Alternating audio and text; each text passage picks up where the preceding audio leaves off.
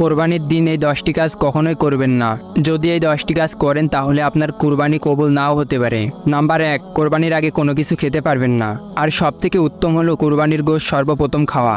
Number 2, কোরবানির আগে অর্থাৎ ঈদুল আজহার নামাজের আগে কোরবানি দিতে পারবেন না। নাম্বার 3, কসাইকে গোশত দেওয়া যাবে না, কসাইকে টাকা দেবেন। নাম্বার 4, ভাগে কোরবানি করলে আনুমানিকভাবে কোরবানির গোশত ভাগ করা যাবে না। নাম্বার 5, একটা পশুর সামনে অন্য একটা পশুকে জবাই করা যাবে না। নাম্বার 6, পশুকে বেঁধে ফেলে রেখে ছুরি ধার দেবেন না বা অন্য কোনো কাজ করবেন না। নাম্বার 7, কোরবানি দেওয়ার পরে পশু যতক্ষণ নড়াচড়া বন্ধ না করবে ততক্ষণ চামড়া বা পায়ের সেরা কাটা যাবে না।